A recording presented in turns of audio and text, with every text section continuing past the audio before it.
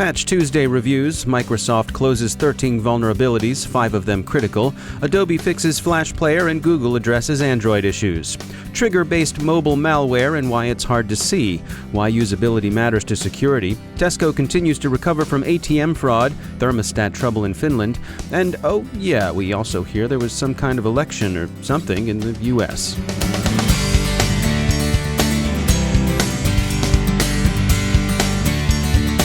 Time to take a moment to tell you about our sponsor, CyberSec Jobs. If you're an information security professional seeking your next career or your first career, check out cybersecjobs.com and find your future. CyberSec Jobs is a veteran-owned career site and job fair company for information security professionals and students.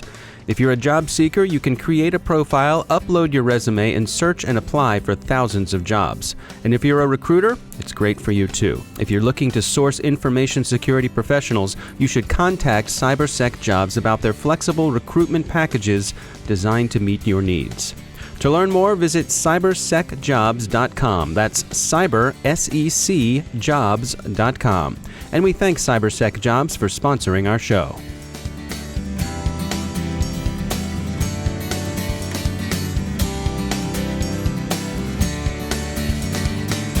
I'm Dave Bittner in Baltimore with your CyberWire summary for Wednesday, November 9th, 2016. Yesterday and today, of course, have been big news days. Microsoft issued 13 security bulletins, 5 of them rated critical. Among the vulnerabilities patched is the one Google publicly disclosed last week to Redmond's displeasure. That fix closes a privilege escalation hole in Windows that can be used to escape security sandboxes. Adobe and Google also patched. Adobe addressed issues in Flash Player and Adobe Connect, fixing 9 remote code execution vulnerabilities. Google addressed 12 critical vulnerabilities in Android, including the bit-flipping privilege escalation risk known as Drammer, but Mountain View left a comprehensive fix for the Dirty Cow Linux kernel rooting vulnerability to a further round of patching. A supplemental patch did deal with Dirty Cow for Nexus and Pixel devices. Other handsets will get their fix next month. Google also noted that Chrome's safe browsing will henceforth crack down on sites determined to be repeat offenders. In response to reports that Android malware in the wild is becoming more trigger-based and more evasive, Giovanni Vigna, Lastline's co-founder and CEO, told the CyberWire that, quote, as users are increasingly relying on their smartphones for security-critical operations such as banking, cybercriminals are leveraging these new activities to collect information about two-factor authentication messages or credentials to spread malware through social network accounts, end quote. He also sees usability issues. It can be tough for a smartphone user to know what applications are running at any given time, which opens up vulnerabilities to phishing and clickjacking. Quote, malware takes control of the device and presents to the user a login page similar to the one the user intends to use. By doing this, the malware can collect credentials that are later used for spreading malware and performing social engineering attacks, end quote. Recent studies, notably one from the consultancy CEB, have suggested that a majority of employees don't generally follow all of their enterprise's breach prevention policies. But that doesn't surprise experts in the security industry. Mike Amati of Synopsys Software Integrity Group told the CyberWire he wasn't surprised because, as he put it, quote, I have indeed been in the same situation. In one case, the IT department simply did not have any failure mode in place to compensate for instances where policies caused a halt in workflow due to any of a number of reasons. I was still expected to get the job done, and the lower-level IT support staff would often suggest a workaround, end quote. It's not that employees are careless, malicious, or negligent. It's that their enterprises expect productivity. As Amati noted, they don't reward unproductive employees for following data loss prevention policy. Zoltan Gyurko, CEO of Balabit, thinks the studies are discouraging and demonstrates a need for real-time monitoring. The lesson seems to be this. If security doesn't come with usability, it will be self-defeating. Banking malware is also evolving this week. Svipang, a mobile Trojan Kaspersky has found lurking in the AdSense network, is troubling bank customers. Indian users seem especially affected. Researchers at IBM X-Force warn that TrickBot, a dire successor, is using server-side injection and redirection against its targets. British bank Tesco has brought its operations back closer to normal, but it says £2.5 million were lost to debit card fraud over the past week. The money seems to have gone to crooks in Spain and Brazil. Investigations are in progress and the precise mechanisms of the fraud remain unknown. Canadian electronic collection policy has become controversial. It's receiving a great deal of scrutiny after allegations surfaced that at least 10 journalists in Quebec came under police surveillance. If you're a Skype user like us, there's research from the University of California, Irvine, that suggests you may want to think twice before multitasking while you're on that call. We spoke with Professor Gene Tsudik from UCI about potential security vulnerabilities that come from typing on your keyboard while using Skype. They faithfully transmit the sound from one side to another, right? That's what they're all about. This includes the sounds of the keys being pressed. There's nothing surprising about that. What hasn't been realized until recently is that someone who is taking part in a conversation with you can reconstruct what keys are being pressed. By recording and analyzing the sound of the keystrokes being pressed, we can determine what was typed into the keyboard on the other side of the Skype conversation. How, with just the sound of the keys being pressed, how can you then convert that into text? If we know, let's say, the computer that is being used, so let's say it's a Apple MacBook Pro, we know that it has a certain type of keyboard. Every time you press a key, it makes a sound, but different keys make different sounds. By training our sort of program to recognize, to map incoming sounds into the key sounds that the keyboard makes, we can determine what key is being pressed. Now, the second possibility is that I don't know what you're using. Oftentimes, especially if we're using video conferencing in addition to audio conferencing, it's actually possible to see the keyboards, especially if they're external. So it might be possible to determine what kind of a keyboard is being used in real time. The other possibility is that I really don't know what you're using. Well, it turns out that there is a finite number of keyboard types out there, so let's assume you're not using some kind of exotic, Swahili keyboard. I'm pretty sure you're using a normal, like U.S. English type keyboard, right?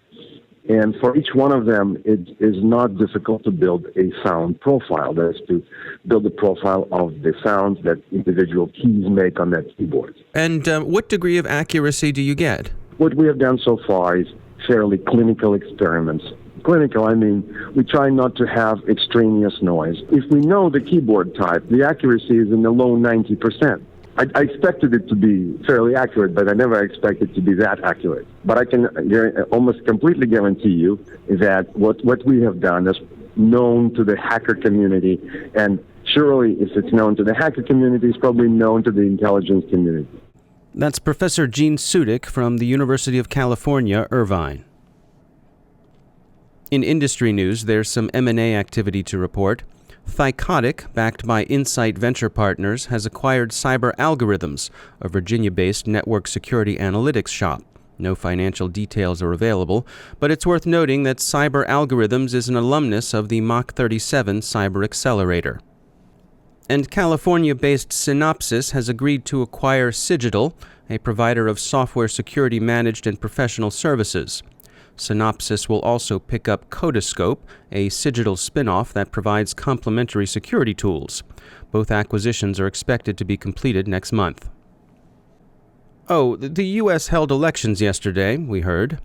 Voting was little disturbed by hacking, with high turnout and despite fears of DDoS or manipulation of results. There were reports of some low-grade telephonic denial of service that had very limited effects on both parties' get-out-the-vote ground game.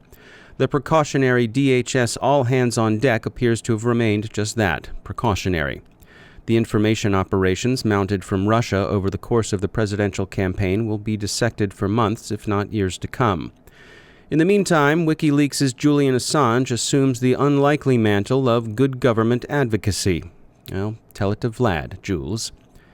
Fears of Russian intervention in European elections, particularly in the Balkans and Central Europe, will now displace worries about voting in America. Finally, while DDoS may have left the U.S. electoral Internet of Things largely alone, the same can't be said of IoT devices in smart homes over in Finland. Residents of 2 smart apartment buildings in Lappeenranta, Finland, complained that their heat was off over the weekend. Smart thermostats were being subjected to DDoS and so kept rebooting, effectively turning off the heat.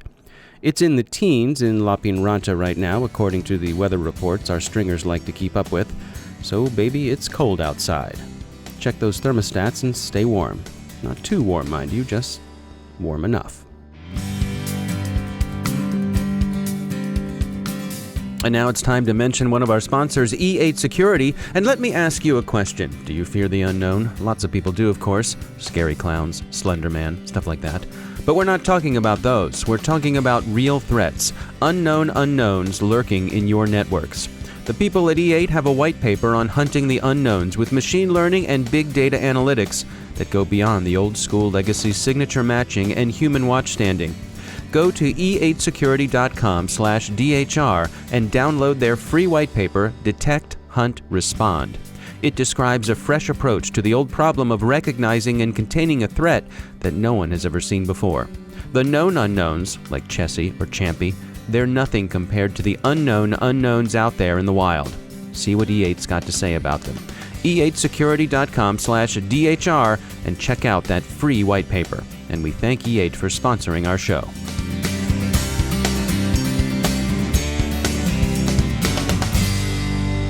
And joining me once again is Joe Carrigan. He's from the Johns Hopkins University Information Security Institute.